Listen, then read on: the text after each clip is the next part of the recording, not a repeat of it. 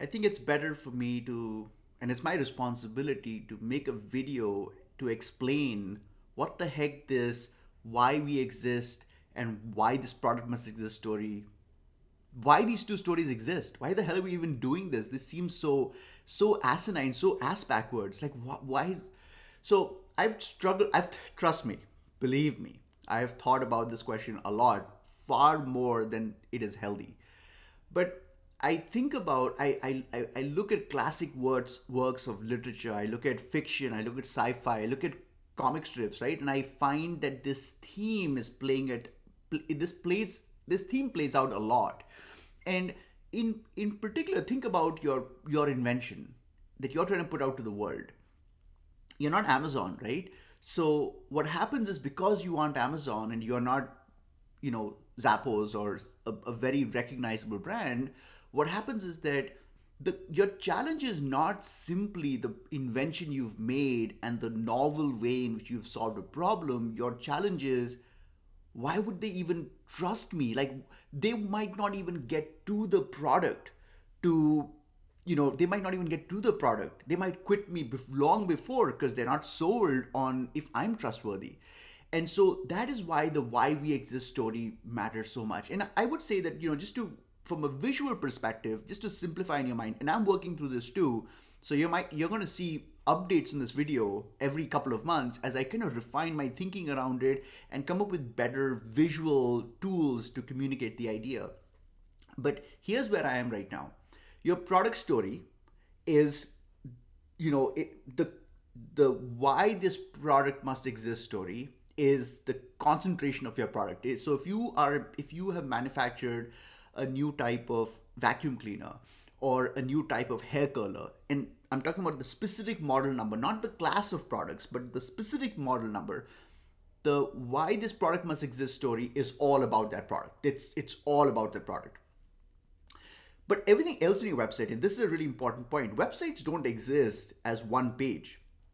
Even though the product page is the central piece of it, the user invariably is navigating through other pages. They are experiencing other parts of your funnel. So they're experiencing things that are high in the funnel, but they're also experiencing things that are low in the funnel, right? Once they're on the product page and they say, okay, the why this product must exist story was told to me by Steve in a very compelling way. I am sold. I'm ready to buy. They will click on the add to cart button and then they'll start the checkout process. Here again, they have now anxiety because they first saw the story. They had apprehensions about the story.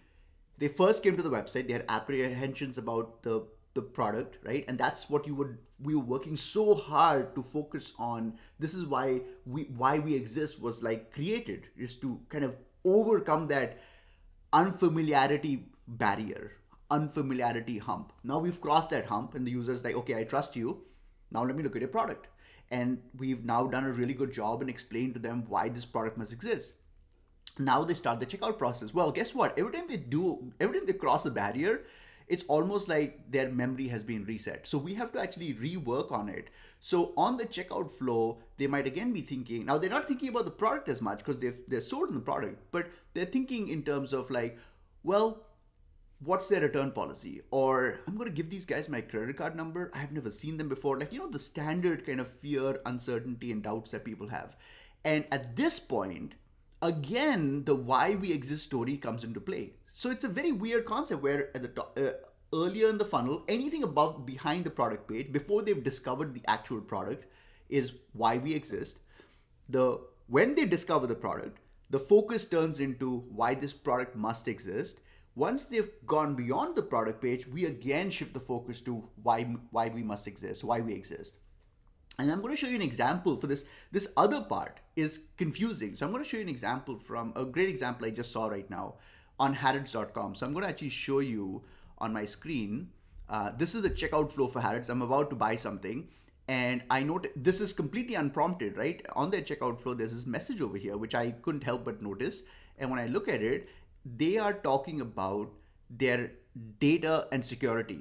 And this is a message that is appearing by default. So I didn't ask for it. I didn't click on it. They've planted a thought in my mind, and now they're very convincingly explained to me how seriously they take my data. This is not nothing to do with the product that I'm about to buy. I'm about to buy a holiday gift hamper. So I've already looked at all the elements that are in the hamper and I've decided, okay, this is the hamper that I want to buy. So it has nothing to do with the hamper, but it has everything to do with Harrods, the brand. I live in the US, never bought from Harrods before. I have anxiety because I've never bought from them before. I'm concerned about so many things. And they've kind of got in front of that by addressing this question. So this is another example of this is an aspect or a reflection of why we exist. And then, so hopefully this gives you some more clarity. So again, just to recap, why we exist and why this product must exist are two components of your story, of your product story. And we kind of have to cross both of these hurdles in order to cross the sale. So you cross the first hurdle, which is why we exist. That's how the user gets to the product story. But once you cross the product story, as you can see in this Harrods example, the why we exist comes into play again, because checkout flow is a beast in itself. It's almost like you're converting the same customer three times. I think that's a great analogy. That's a great way of looking at it. So hopefully this gives you some more clarity. If you have any questions, and I think this is an important point, if you have any questions about these aspects of product stories, the thing that we've invested the last 11 years researching and studying and experimenting with, do me a favor and write a comment, and I'll respond to it right away. This is very, very important to me. So I want to make sure that anyone who's kind of struggling with this understands exactly why it exists, how we use it, and how it leads to dramatically higher conversion rates. Thanks a lot.